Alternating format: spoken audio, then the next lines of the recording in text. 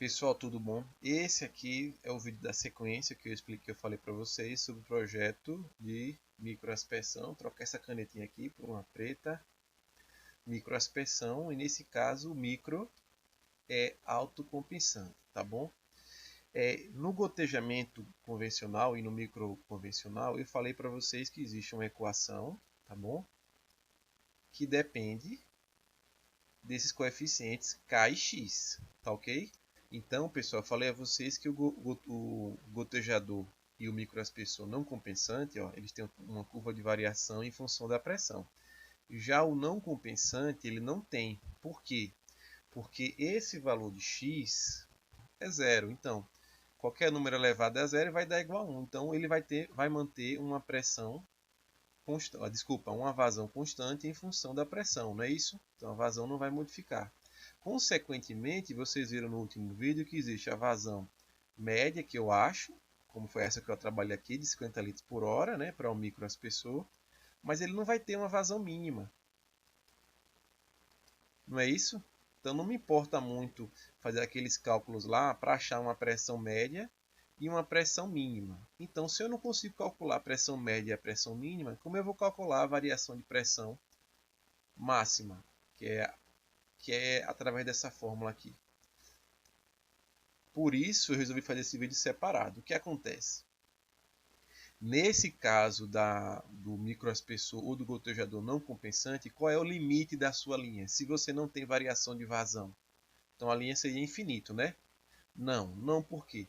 À medida que você vai, aqui seria a derivação, aqui seria a linha com os micros. Aqui é um micro e outro. Um exemplo. O que acontece? À medida que eu me afasto da linha, primeiramente eu vou ter um aumento de perda de carga, não é isso?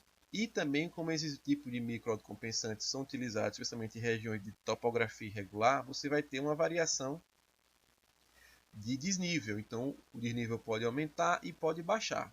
Consequentemente, ele vai chegar num ponto em que, eu não falei a você faixa de trabalho do microaspersor, nesse caso foi quanto nosso, a faixa de trabalho, que eu não lembro de cor, foi de 15 a 40. Então você vai perdendo carga, você pode levar isso aqui como consideração, você pode perder carga até que chegue um ponto em que esse aspersor aqui seja o último que receba 15 MCA. A partir disso aqui já vai ter uma variação de pressão que não vai atender, não vai estar nessa faixa aqui. Então você não garante qual seria a sua vazão. Uma opção é essa. Outra opção, para ficar mais simples, eu volto para a aspersão convencional e pego o seguinte, eu escolho uma pressão de serviço. Exemplo, é de 15 a 30, né? Eu vou pegar aqui uma pressão de serviço de 20 MCA. Desses 20 MCA, eu faço o cálculo do comprimento que eu adotei, cálculo tudinho, a perda de carga, o desnível. Chego no final e calculo a pressão mínima da minha linha lateral. Se a pressão mínima for maior do que esse valor aqui, que é o início da faixa, que nesse caso aqui é 15 MCA, eu digo que a minha linha está ok. Se a pressão mínima que eu encontrei for menor do que esse valor, é só eu voltar para cá e aumentar a pressão. Aí você pode fazer isso aqui manualmente, ou então, como naquela ferramenta que a gente trabalhou, de atingir meta. Tá certo, pessoal? Entenderam até aqui? Entendendo até aqui, já é o suficiente para a gente fazer o projeto, tá bom? Fazer a parte de dimensionamento hidráulico. Então, pessoal, aqui está a planilha que eu atualizei para o microaspersão. Então, eu coloquei inclusive microaspersor autocompensante. Depois eu vou criar uma abazinha aqui, colocar o microaspersor não compensante e para fazer essa separação do gotejo. Como eu falei a você, isso aqui é um critério que não usa no gotejo.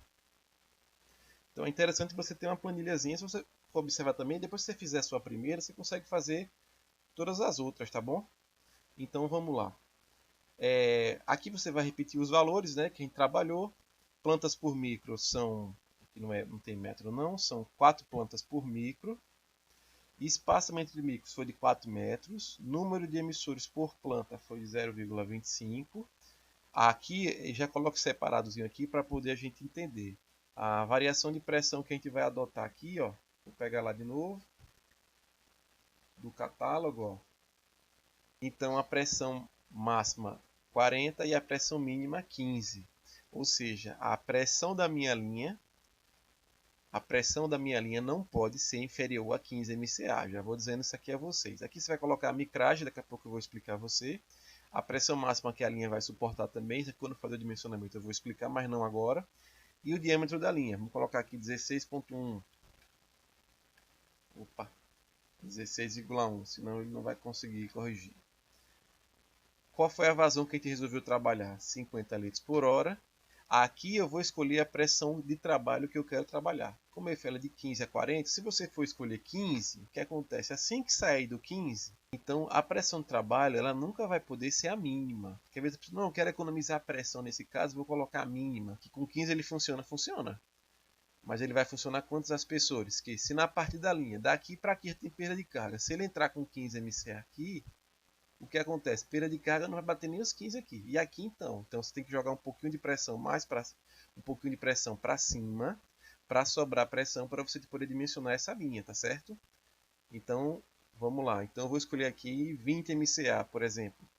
Aí é onde eu vou trabalhar naquele esquema da aspersão convencional. Eu vou adotar aqui uma variação de pressão na subunidade de 20%. Tá bom? Mas você pode alterar aqui o valor, porque o que acontece é que o limite para você é esse aqui. Não pode ser a pressão mínima da linha não pode ser menor que 15. Olha, eu botei 20. Ele disse que a pressão na subunidade é de 4 MCA. Como eu falei a vocês, 4 MCA vai ser na subunidade inteira. Tá bom?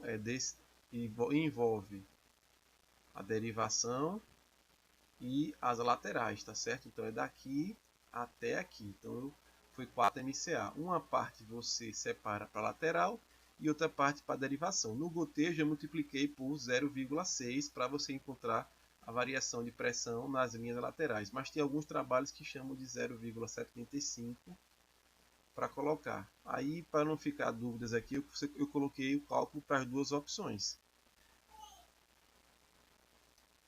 Para as duas opções. Ah, professor, como é que você fez essa fórmula aqui? Ó? Não tem segredo, né?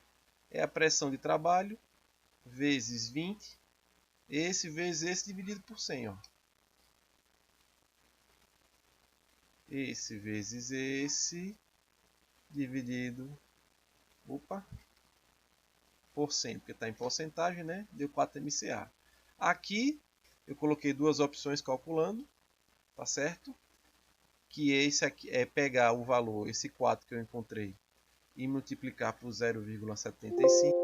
Opa, digitei, faltou o vezes, o multiplicação, vezes 0,75, ou pegar esse valor e multiplicar por 0,6.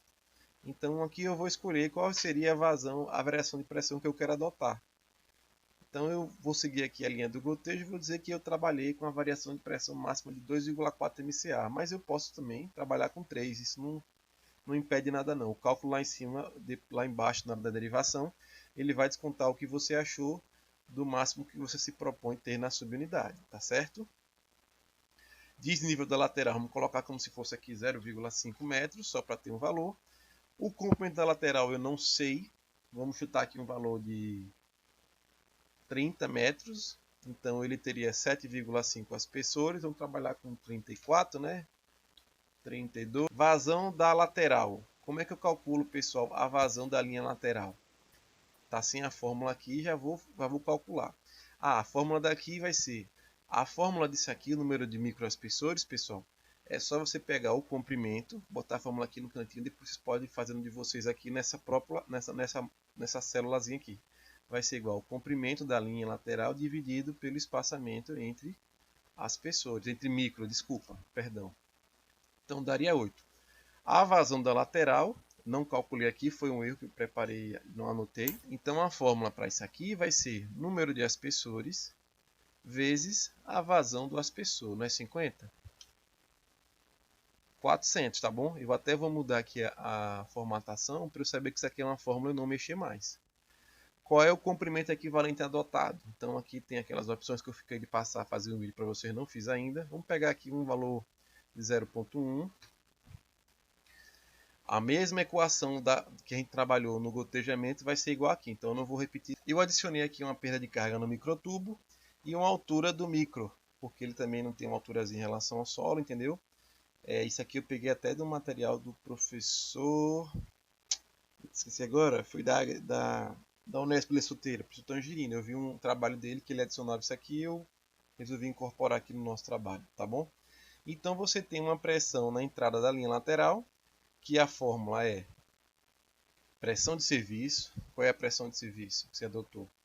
20 MCA, mais a perda de carga na lateral, 0,44 vezes 0,75, mais o desnível, dividido por 2, mais o microtubo, mais a altura do micro, 21,78. Essa aqui é a pressão de entrada na linha lateral, né? Então ele vai entrar com 21,78. Mas qual vai ser a menor pressão da linha lateral? O que foi que eu fiz? Eu peguei... A menor pressão vai ser o que eu peguei? Eu peguei a pressão de entrada, diminuída a perda de carga da linha, tá certo? E diminuído o desnível. Essa aqui vai ser a menor pressão que vai entrar na minha linha. Esse valor aqui é maior do que esse valor. Se for, eu estou considerando a linha correta, tá bom? Como é? Então, se você quiser fazer um dimensionamento de comprimento máximo da sua linha, você pode colocar até uma igualdade aqui, ó. Esse valor menos esse, né? E faz aquele esqueminha de atingir meta. Ainda tem pressão para queimar que só, tá vendo? Então, você vai ter uma linha bem mais comprida aqui. Você pode jogar valores aqui, ó. 60. Eu tenho que alterar aqui. Deixa eu alterar aqui de forma automática para poder facilitar. Então, 80. Vamos botar uma linha de 100 metros. Uma perda de carga dessa, você vai com a linha longe. 150 metros. Opa, 150 já foi demais sua linha lateral, tá certo?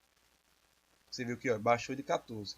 Ou então você pode colocar uma observação aqui, ó. Tava até que antes eu devo ter apagado. Vou voltar aqui para poder voltar como é que estava. E ele dizer o seguinte: se esse valor daqui for menor do que esse, coloca a informação de que a sua linha lateral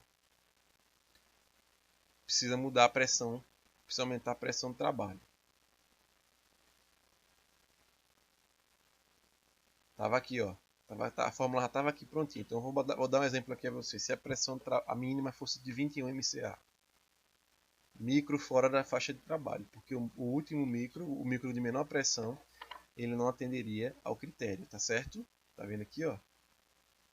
Então assim seria o dimensionamento da linha lateral, tá certo, pessoal? Para irrigação por microaspersão em microaspersão autocompensante.